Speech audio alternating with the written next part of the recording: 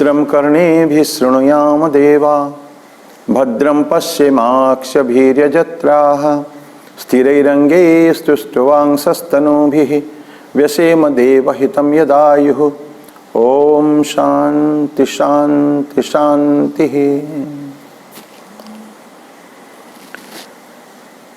भगवान श्री राम कृष्ण देव, भगवती माँ शारदा जी और स्वामी जी को मेरा प्रणाम अर्पित करता हूँ और आप सभी श्रोताओं को मेरा प्रणाम। पिछली बार हम लोगों ने एक स्तोत्र लिया था भर्तृहरि से, मानव जीवन को कैसे हम डिवाइड करते हैं 4 भाग में। आज हम पतंजलि योग सूत्र से एक सूत्र लेंगे, बहुत प्रैक्टिकल है जीवन के लिए। उसके ऊपर थोड़ी सी चर्चा हम करेंगे अगले 15 मिनट। हम सभी जीवन में शांति की आवश्यकता है। अशांत कोई नहीं रहना चाहता है। हमको सुख चाहिए, सुख है बल्कि शांति। और सुख या आनंद शांति के ऊपर आधारित है। भगवान कृष्ण गीता में बोलते हैं, अशांतस्य कुतः सुखम। अशांत व्यक्ति जो है उसका सुख कहाँ से आएगा। तो सुख जीवन में कैसे प्राप्त हो मानव जीवन में, और मानवीय संबंध भी सुख का आधार है। हमारे रिलेशंस, हमारे सारे समाज से हमारे कैसा है, उसके ऊपर ही हमारा सुख आधारित है। वही आज के सूत्र है। सूत्र कहता है, मैत्री करुणा मुदित उपेक्षाणाम सुख दुख पुण्य पुण्य विषयाणाम भावनातः चित्त प्रसादनम। रिपीट करें, मैत्री करुणा मुदित उपेक्षाणाम सुख दुख पुण्य अपुण्य विषयाणाम भावनातः चित्त प्रसादनम। ये पतंजलि योग सूत्र से लिया गया है। फर्स्ट चैप्टर में है 33वां सूत्र। हम जानते हैं हमारे हिंदू दर्शन में 6 दर्शन है, न्याय, वैशेषिक, सांख्य, योग, पूर्व मीमांसा एवं उत्तर मीमांसा। उसमें से योग दर्शन महर्षि पतंजलि के द्वारा रचित है। करीब 7000 साल पहले की बात है। वो बहुत सुंदर सूत्र उसमें है। स्पिरिचुअल अपलिफ्टमेंट के लिए, आध्यात्मिक उत्थान के लिए विभिन्न पहलुओं पर पतंजलि महर्षि ने चर्चा किया है। और ये एक सूत्र में ले रहा हूं आज में। तो 4 हमारे रिलेशन से या हमारा रेस्पॉन्सेस विद द पीपल, व्यवहार कर सकते हैं, मानवीय व्यवहार क्या है। मैत्री फ्रेंडशिप, करुणा कंपैशन, और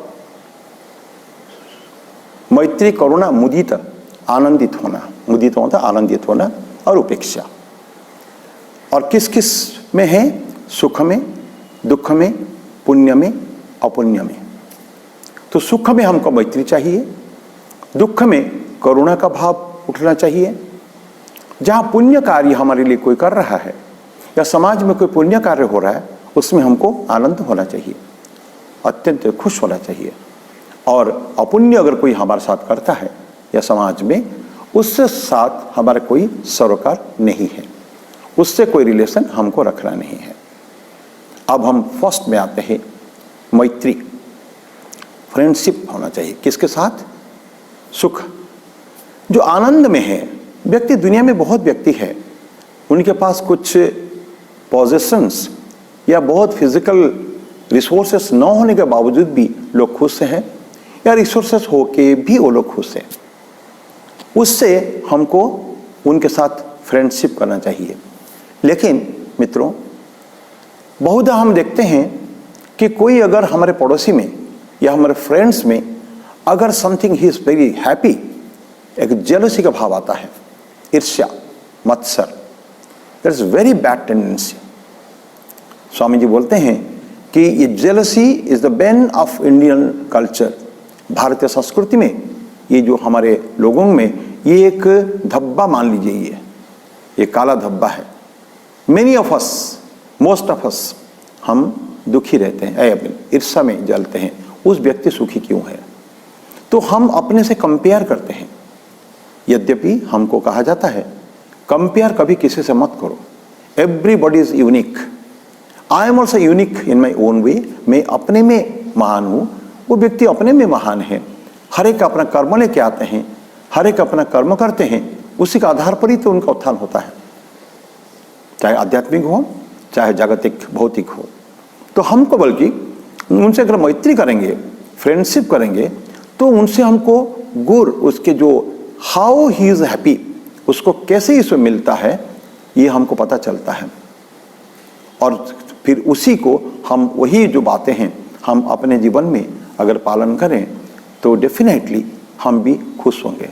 तो ईर्ष्या न करके हमको हमेशा उन्हीं के दोस्ती करना चाहिए, क्योंकि हमारा मैनेजमेंट कहता है कि दूसरों को देखते हुए जो हमारे लेवल में, हमारे फील्ड में जो सबसे बड़ा है, महान है, उनको हम फॉलो करें, उनको देखें वो कैसे महान है, एंड सेकंड स्टेप में वो सारे को जीवन में हम प्रैक्टिस करें, अभ्यास करें। करने से ऑटोमेटिकली स्लोली हमारा उत्थान होगा। पर ध्यान रखें, वो व्यक्ति भी चुप नहीं बैठेगा। He is also trying his best, because sky is the limit. अब इंसान का उत्थान के लिए, चाहे भौतिक हो चाहे आध्यात्मिक हो, तो उत्थान के लिए आसमान भी ऊंचाई कम है। We can go beyond sky, sky is not the limit. तो जैसे वो भी करता है उत्थान, तो हम भी उत्थान करें। तो क्या होगा उसमें? The whole society will progress if everybody does like this. इसी तरह का हर व्यक्ति अगर उसको करें तो समाज में एक चारों तरफ ये एक उत्थान देखेंगे। अभ्युदय, पहले हम लोग चर्चा किए हैं, अभ्युदय तो सब होगा। तो कोई अगर सुखी है तो हमको उससे मैत्री करें। Late us be friends, late us be happy. बहुत आनंद की बात है। सेकंड, अगर कोई दुखी है तो उसके साथ क्या करेंगे? करुणा का भाव, रिएक्शन रहेगा, हमारी रिलेशन उसके साथ रहेगा। बहुधा देखते हैं ना, किसी ना किसी कारण से इंसान दुखी रहता है। घर में कोई ट्रेजेडी हो सकता है, घर में कोई फिनेंशियल प्रॉब्लम हो सकता है, आर्थिक दुख हो सकता है, कोई भी जरा सो मेनी प्रॉब्लम्स। इंसान घिरा हुआ है, चारों तरफ से समस्याओं से घिरा हुआ है। तो ऐसे कोई व्यक्ति अगर हमारे पड़ोस में हैं, हमारे मित्र है, तो उससे हमको हर समय एक करुणा का भाव, फीलिंग कहते हैं ना, स्वामी जी बोलते हैं फीलिंग फॉर अदर्स। ये देश प्रेम की, चेन्नई मद्रास में उनके लेक्चर में कहते हैं कि देश प्रेम का पहला सीढ़ी है लोगों के प्रति सहानुभूति का भाव, अनुभव करने की शक्ति, फीलिंग। तो कोई अगर दुखी है, हमको भी उसे शेयर करना चाहिए। कहते हैं ना, दुख अगर शेयर करें, बांटें, तो दुख कम हो जाता है ऑटोमेटिकली, उस व्यक्ति का दुख कम होता है। माँ शारदा के पास ऐसा कई उदाहरण हम देखेंगे कि कोई महिला हो, महिलाएं विशेष करके माँ के पास जाया करती थी, शुरू की बात है। और घर का कोई प्रॉब्लम लेके, कोई व्यक्ति मर गया या कोई बहुत बड़ा प्रॉब्लम है, तो माँ रोती थी, चित्कार करके फूट कर माँ रोती थी। क्यों? क्योंकि द अदर पर्सन जो उनके पास आया है, आई है, उसको कष्ट है, तो माँ उसको ढांढस बंधाने के लिए, उसके साथ शेयर करने के लिए माँ खूब रोती थी। और ये जो feeling, this is a great thing in our Ramakrishna order. Swami ji बोलते थे ना, सहानुभूति से सेवा। सहानुभूति, what does it mean? It's a very good word. हम सहानुभूति को नॉर्मली इस भाव से लेते हैं कि किसका दुख देख के हमको थोड़ा सा तान कर देने का है, लेकिन नो, ये नहीं है। सहानुभूति मीन्स सह अनुभूति। वो सामने वाला व्यक्ति जो दुख है, उस दुख का एहसास, दुख का फीलिंग, दुख का हमारे अंदर अगर उसका नहीं सफर करेंगे, हम जान नहीं पाएंगे कि उसका दुख क्या है। तो स्वामी जी बोलते हैं कि सह अनुभूति, उन्हीं के साथ हमको रहना है, उन्हीं के साथ जीना है। जो प्रॉब्लम, जो समस्याओं का सम्मुखीन वो है, वो समस्या हमारे जीवन भी आना चाहिए। अगर नहीं आएगा तब हम उसको समझ नहीं पाएंगे। भूखा व्यक्ति 2 दिन से भूखा है, हम अगर भूख का देखना है कि भूख क्या होता है तो हमको उनके साथ भूखा रहना पड़ेगा। देन जीवन में एक फीलिंग आएगा, यस भूख लगने में 1 दिन 2 दिन 3 दिन तक जब कुछ खाने को नहीं मिलता, रोटी नहीं मिलती है, तो इंसान को कष्ट क्या होता है। जिस कंडीशन में हमारे करोड़ व्यक्ति आज हैं, तो उस कंडीशन में अगर हम अपने आप को रखने का प्रयास करें तो देखेंगे स्लोली हमारे दिल में एक कंपैशन, करुणा का भाव भर उठेगा। स्वामी जी कितना रोते हैं, जीवन में रोए हैं, उसका कोई ठिकाना नहीं है। याद आपको होगा बलराम बसु के मकान में स्वामी जी अकेले खड़े होकर बरामदे पर वो गाना गा रहे हैं, पिंजरे की पंछी रे तेरा दर्द न जाने कोई, और करके रो रहे हैं, बुरी तरह रो रहे हैं। और उनको देखे हैं तुरानंद स्वामी। सोचे इस तरह के और भी घटना स्वामी जी के साथ जीवन में हुआ है, जो दुख से इतना कातर हो जाते थे। वो अद्वैत वेदांत में प्रतिष्ठित विवेकानंद, लोग उनको पूछते थे, स्वामी जी आप तो अद्वैत की बातें करते हैं, अहम ब्रह्मास्मि की बातें करते हैं, तो ये दूसरों के कष्ट में रोते क्यों हैं। स्वामी जी बोलते हैं, मैं एक इंसान, पत्थर का दिल नहीं है मेरा एक दिल है। And that heart weeps for others. दूसरों के दुख में जो दुखी होता है, मैं उसे महात्मा कहता हूँ। स्वामी जी कहते हैं, मैं उसी को महात्मा कहता हूँ जिसका हृदय दूसरे के कष्ट से द्रवीभूत हो जाता है, अन्यथा वो तो दुरात्मा है। तो फीलिंग, यही कारण है स्वामी जी जब 2.5 वर्ष का उन्होंने परिव्रज्या किया, 1890 से लेकर 1892 दिसंबर 24 तारीख तक कन्याकुमारी पहुंचने तक उन्होंने हजारों लाखों लोगों के कुटिया में रहे, गरीबों की कुटिया में, पददलित, निष्पेषित, अत्याचारित, प्रताड़ित वो जनता, स्वामी जी उनके साथ रहे हैं।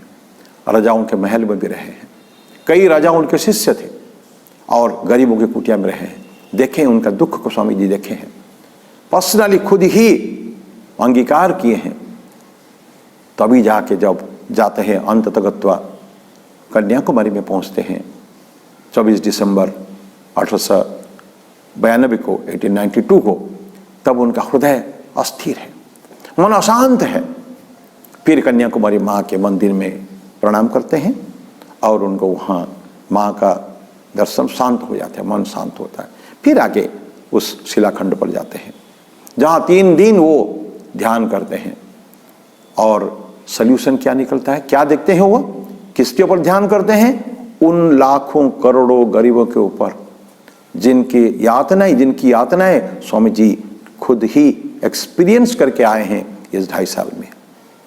तब जाके वो शिकागो जाने की सोचते हैं। शिकागो जाते हैं इसीलिए नहीं कि धर्म महासभा में भाषण देना है, शिकागो इसीलिए मुख्य उनका जो उद्देश्य था वो था कुछ भारत की इस गरीबों के लिए कुछ जुगाड़ करना है, पैसे के जुगाड़ करना है, अर्थ संग्रह करने के लिए जाते हैं।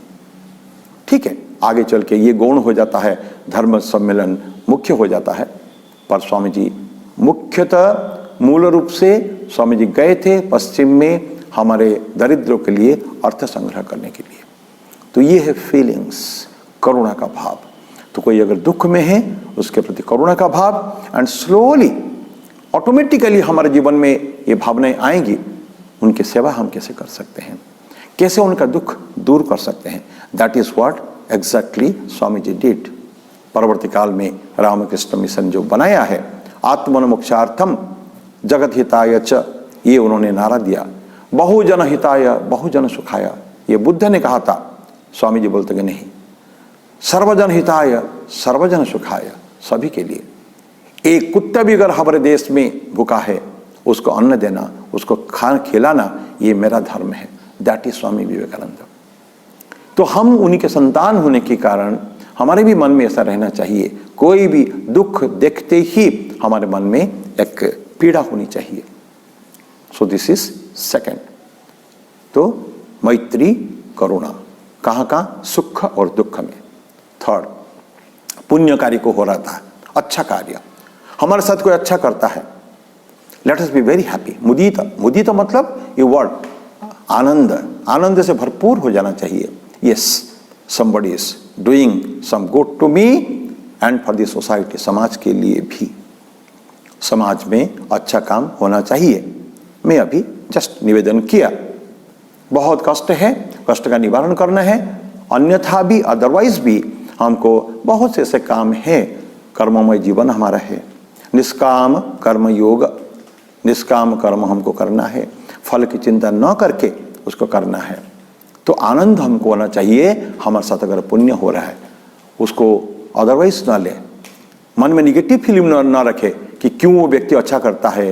एक नकारात्मक भाव आता है अक्सर कई लोगों में देखते हैं। हम आत्मचिंतन करें, आत्मविश्लेषण करें, देखेंगे कि ये अनेक लोगों में एक negative tendency, why he is doing something, let us accept it, उसका ग्रहण करें हम लोग कि हाँ हमारे लिए अच्छा हो रहा है, सो आनंद में रहना है। एंड जो वो कर रहा है धीरे धीरे हमको भी करना है। देखिए एक बहुत सुंदर बात है, जब हम दूसरों के कल्याण करते हैं ना, ये सबसे एक कहते हैं कि एक एंजाइम हार्मोन है हमारे अंदर, ऑक्सीटोसिन। ऑक्सीटोसिन हार्मोन का वृद्धि होती है, बहुत उसका लेवल बढ़ता है, and that keeps you happy.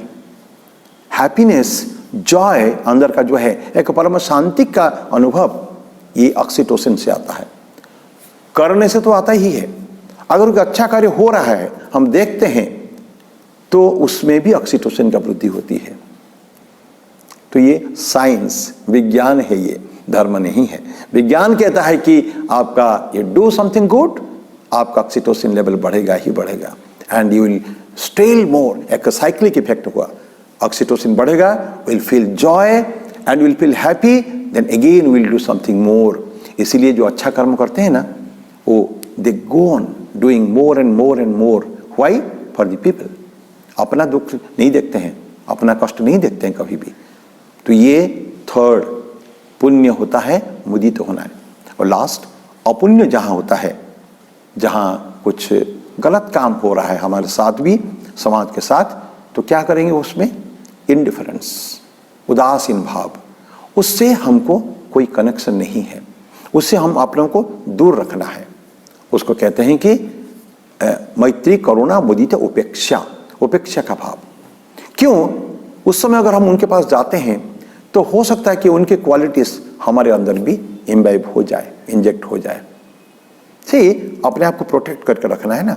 तो जो अगर गलत काम कोई कर रहा है उससे हम दुखी ना हो, थोड़ा सहनशीलता चाहिए, टॉलरेंस। यस, अभी हो रहा है, why he is doing, many times हम रिएक्ट करते हैं, क्रोध करते हैं, तो क्या होता है उसमें? शांत रहना चाहिए। आप देखिए करके, तो शांत रहेंगे तो, एंड उसके लेवल पे let us keep ourselves in his shoes. उसके जूते में अगर जाके देखें, वेयर दैट पिंचेस, अंदर क्या कंकर उस जूते में है जो पिंच करता है, किस लिए, किस कारण से हमारे साथ ऐसा गलत व्यवहार किया है, या संसार में साथ, समाज के साथ गलत व्यवहार किया है, ये हमको पता चलेगा। हमेशा वन साइडेड व्यू हमको नहीं रखना चाहिए। हो सकता है गलती दोनों तरफ हो, उसकी भी कोई गलती हो, हमारी भी कोई गलती हो, तो हम भी एनालिसिस करेंगे तो लगेगा शायद कहीं मेरे से तो कोई गलती नहीं हो गई, तो उससे तो हुई है मान लीजिए, तो केवल उसको ब्लेम नहीं करने का है। तो अभी उदासीन रहते हुए, उससे अलग रहते हुए हम अपने आप को एनालिसिस करें, उसको एनालिसिस करने की कोशिश करें। तो कई ऐसे हुआ है, बहुत केसेस में हमको अपना एहसास होता है कि I did a mistake also, नहीं तो मेरा इतना मित्र है, अच्छे व्यक्ति है, ये मेरे साथ क्यों ऐसा किया, क्यों ऐसे गलती मेरे साथ हुई, या गलत काम क्यों किया मेरे साथ। तो उस समय के उसके लिए छोड़ देने का है। दैट इज कॉल्ड इंडिफरेंस, उदासीनता, या ये जो अब उपेक्षा का भाव। तो ये चार भाव होता है। पुनः रिपीट करूं, मैत्री, करुणा, मुदित, उपेक्षाणाम, सुख दुख, पुण्य अपुण्य विषयाणाम, ये चार हो गया भावनातः। इसकी अगर चिंतन करेंगे, हमेशा इस भावनाओं की चिंतन करेंगे, this are feelings, great feelings हमारे मन में हमेशा चलते रहना चाहिए। कोजिटेशन, हमेशा चिंतन होना चाहिए। श्रवण, मनन, निधिध्यासन, ज्ञान प्राप्ति के 3 उपाय हैं। तो मनन करें, चिंतन करें। भावनातः क्या होता है? चित्त प्रसादनम, मन की शांति होती है। तो मन में अगर शांति लाना है, अशांत कभी रहना नहीं है, तो ये भावनाएं हमारे पड़ोसी के साथ, समाज के साथ, हमारे मित्रों के साथ, सभी के साथ करें, दुश्मनों के साथ भी, जो शत्रु भी होते हैं, तथाकथित शत्रु हम बनाते हैं समाज में, ठीक है, उनके भी कुछ प्रॉब्लम्स है, कुछ लोगों का आदत होती है गलत काम करने की, ये अलग बात है, उसको will handle in different way. लेकिन जो हमारे इर्द गिर्द में पड़ोस में हैं, जिनके साथ हमारा रिलेशंस है, उनके साथ ये 4 उपाय, 4 बिहेवियर्स, और इवेंचुअली हमारे जीवन में शांति प्रतिष्ठा होगी, मन शांति। सो क्या मानवीय संबंधों से मन की शांति, मानवीय संबंध एवं मन शांति, ये आज का टॉपिक रहा। और ये छोटा सा सूत्र लेके हमने चर्चा की है। हो सकता है उसको अगर आप चिंतन करेंगे, जरूर हमारे मन को अच्छा लगेगा। And let us be happy. भगवान से प्रार्थना करूँगा, श्री रामकृष्ण देव हमारे त्रिदेव और प्रभु से, कि हमको हमेशा इस तरह का हमको दे इंस्पिरेशन कि हम लोग इस तरह के व्यवहार अच्छे करें एवं समाज को भी सुख में रखने को प्रयास करें, और हम भी खुद भी शांत रहें। ओम शांति शांति शांति। हरि ओम तत्सत। श्री राम कृष्णार्पणमस्तु।